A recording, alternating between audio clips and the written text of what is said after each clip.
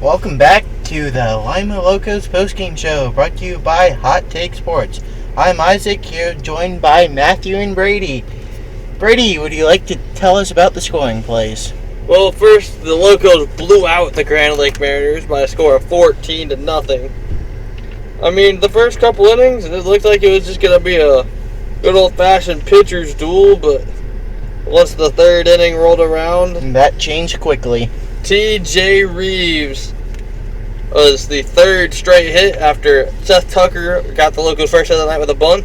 Daryl Buggs and singled him over to second. Then T.J. Reeves promptly unloaded a 3-run bomb over the scoreboard. Then Nate White hit a bomb the other way into the visitors' bullpen. Then Trevor Ryder doubled home Joe Salvo. That made it 5-0. Trevor Austin singled home Trevor Ryder. Then Daryl Buggs singled home Trevor Austin. So it was 7-0 after the third inning. Then the Locos went out and put up 6 more in the fourth when Nate White scored on a wild pitch and Trevor Austin walked to reload the bases. Seth Tucker hit a single up the middle, scoring Salvo and Ryder. Then T.J. Reeves had his second 3-run bomb. That one went over the big wall in center field. That made it 13-0. Then in the sixth, DJ Jackson had a sac fly to right, scoring Seth Tucker. So 14 runs, quite an onslaught. Every single position player got into the game tonight, including a pitcher, Patrick Dillon, pinch hit. He was the DH for a little bit there. Gave Ledbetter a little bit of rest. Yeah, overall, just a really fun game for the Locos to end the season on. Fan appreciation night. Obviously, fans, we wouldn't be here without you guys, so we appreciate you a lot. And obviously the players did too, because they showed out tonight. They showed out for a MVP pitcher. Yeah, not to mention our special guest of the night. Yes, our special guest, World Series MVP Jose Rijo from the Reds, as well as the Yankees and Athletics. He did win the MVP in the 1990 World Series when the Reds swept the Athletics. He won games 1 and 4. He was out on the party deck, just chilling, having a good time. He signed some autographs for a bunch of fans, us included in the press box, because, it's Reds country. Not that any of us are Reds fans, but... But hey, World Series MVP signatures. Win's a win. We'll take that. I'm pretty sure that's a first for all of us. Definitely. That is true. But something that he could appreciate was our starting pitcher, Casey Thomas. Brady, how'd Casey do tonight? Casey, he was only supposed to go 60, 70 pitches, but he ended up going 92, 5 innings, picking up a win. He only allowed 3 hits. He walked 3, struck out 4, but a shutout performance by Casey Thomas. He was pretty excited about his outing. Here's our interview with Casey Thomas. Matthew White, podcast here as the starting pitcher, Casey Thomas. How are you feeling before the game? Just kind of coming out. Before the game, it looked in. Fastball felt good. Changeup felt really good. I knew the day was going to be pretty fun because my curveball was actually pretty good. So I knew from the jump I had that pitch. So, I mean, it was a fun day, to be honest. It's a good feeling coming out with warm-ups. Got a lot of comments. Are those your 3 pitches? Fastball, changeup, curveball, right? Yeah, fastball, curveball, changeup. Usually fastball, changeup mainly, and then curveball. Hey, whatever's working, right? So, 5 innings, only 3 hits, and no runs. How does it feel to come out there and set the tone for your team? Well, it feels good, especially like in the third inning when our guys put up a 7 spot. It just made the confidence even higher. So I knew from the 7th inning it was going to be a fun game, easy game. Just had to go straight, get ahead early. And that was my main thing, to get ahead early, which I did. So the result shows. So I asked TJ, and I'll ask you too, how do you carry this momentum in the playoffs? We just our bats got to stay hot. That's the main thing for us. If our bats stay hot, then I don't see no one beating us because we have the pitching. And our hitters put up 10 plus every game if we're hot. So, I mean, I think this is a good game to go into the playoffs on. We had almost 15 hits. So I think it was a great game before the playoffs. And great confidence booster. Fans were great. Fan appreciation night. Casey, we appreciate you, and we appreciate you guys. Thank you very much. Thank you.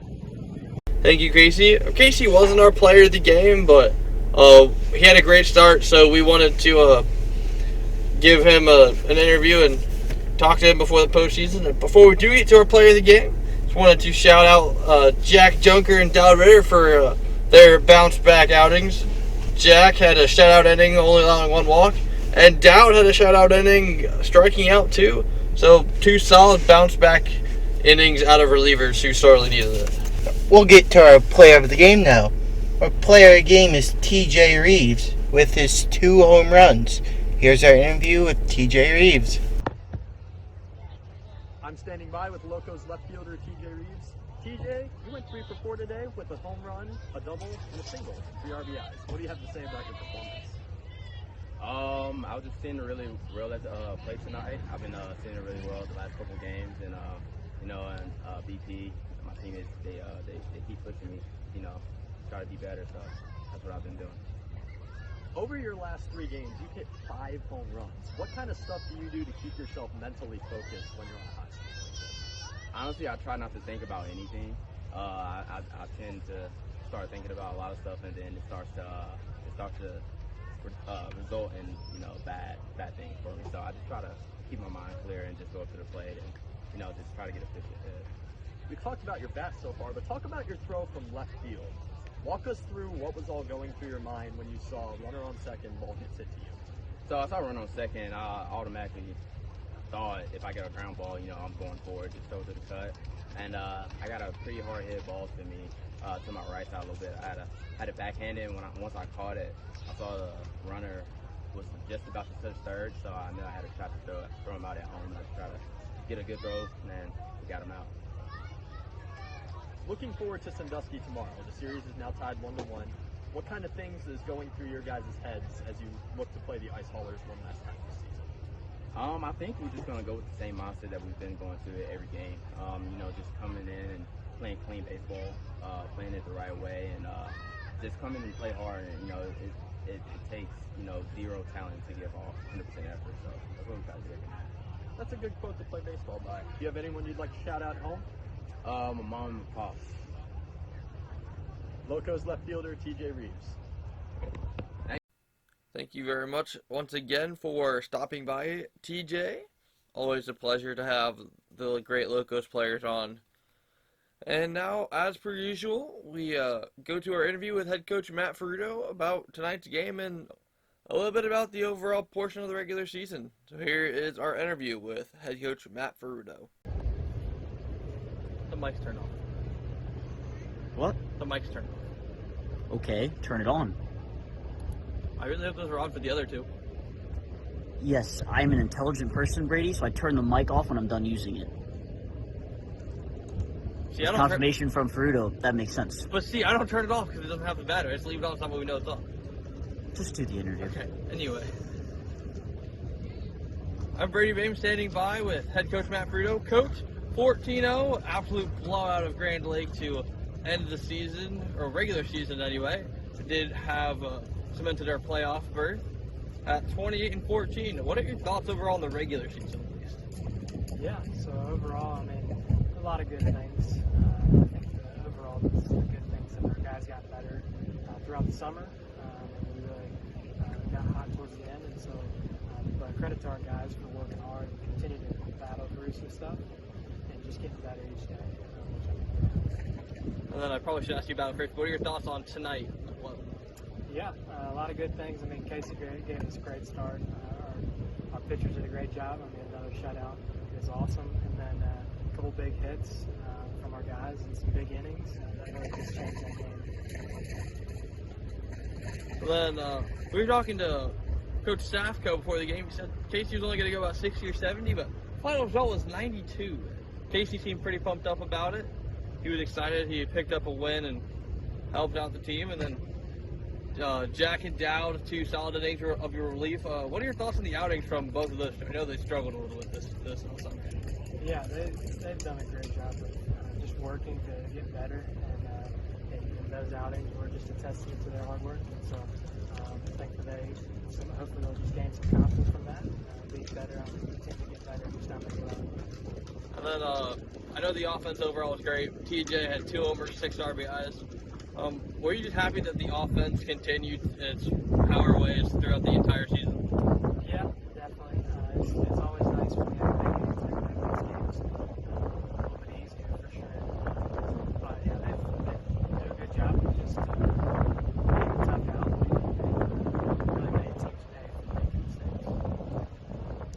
and we look ahead to our playoff game Monday, Game 1 in Sandusky against the Ice Haulers, as the Locos look to go back-to-back, potentially. So, this has been Head Coach Matt Furuto. Thank you for stopping by. And now, our very special moment. We have 2 meme of the games tonight. Ooh, we gotta love memes. It's true. I'm going to go first because mine actually happened first. End the season with a bang.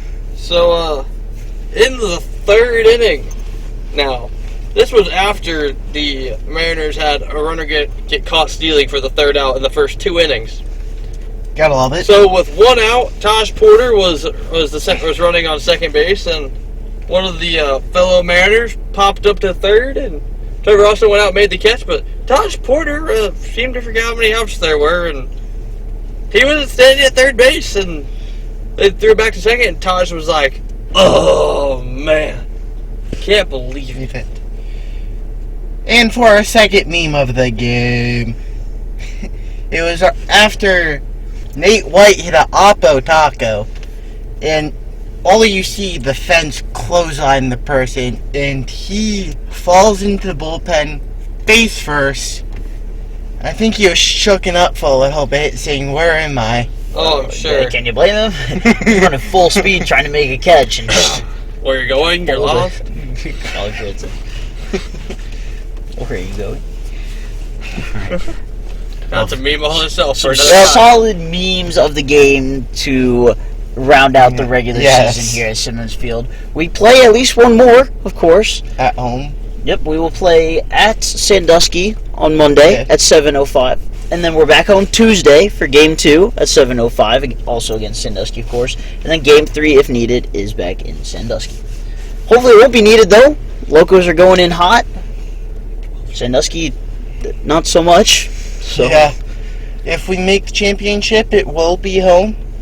The first Well, game. that's the belief anyway. I was going to say, not believe- necessarily. All It depending depends on seeding. Yes, it depends on how they do seeding. Sometimes they give the winner of each side the 1 seed, or maybe they'll just do it straight 1 through 4, which in that case we would be the overall 2 seed. Well, it just kind of depends on if they would give the division 1 or the 2 seed. It really just depends, but either way, we're looking pretty good right now, and I believe. Well, I'm almost expecting the South Series to go 3 games. So I would say probably Thursday would be Game 1. Yep, it's pretty even down south. But we are hot on the tails of Sandusky. Not that that matters anymore, because this Same. was the last regular season game. But anyways, yeah, a really great game from the Locos tonight. Really good confidence booster heading into the playoffs. And anything can happen. I mean, our pitchers will be fresh. Everybody, Casey Thomas will be ready to go for the championship series if it were to happen. When it is to happen. It will happen, Matt. It will. And the Locos will be ready. Brady, you want to run us around the league real quick? Well, we've got some surprising ones, folks. We'll start off with the more normal. The Ohio Bison to defeat the Ohio Marlins 7-5. The Michigan Monarchs beat Jetbox 7-5 as well. Muskegon walked off Royal Oak 7-6. Then the 2 Southern games, both the Jazz and the Joes were going for the division, but both lost as the Xenia defeated Richmond 6-3, and Cincinnati run-ruled first place Hamilton 13-2. Hamilton did in fact clinch the Southern Division. Then, the big surprise from them all, folks. The Galleon Graders defeat the Sandusky Ice Haulers by a score of 8-5. Then, as we've been talking about, your Lima Locos absolutely dominated Grand Lake 14-0-7. So yeah, productive night for the Locos all the way around. The team above us loses, and the teams, well, tied with us, I guess, also both lost. Every single playoff team other than us lost tonight. Think about that for a minute. Everyone else is going into the playoffs on a loss. I say that's good. We've got the momentum. Yep. 12 straight, ladies and gents. Let's make it 16. That is the plan. And that'll wrap us up for the Lima Locos postgame show, brought to you by Hot Take Sports. Follow us, of course, and the Lima Locos. Also on social media, at Hot Take Sports 16. Lima Locos on Twitter, at Locos Baseball. Instagram at Locos Official, and search Lima Locos Baseball on Facebook. I think that's the first time I've ever gotten that on the first try. So, like we said, not at Simmons Field on Monday, but in Sandusky on Monday at 7:05. If you can, make it out to the game, support your boys in the playoffs, but they will be back home on Tuesday no matter what to play Sandusky again, hopefully to send us into the championship series, and we will win the North. And yeah, that's pretty much it. We'll see you next time. Remember, we are all aboard!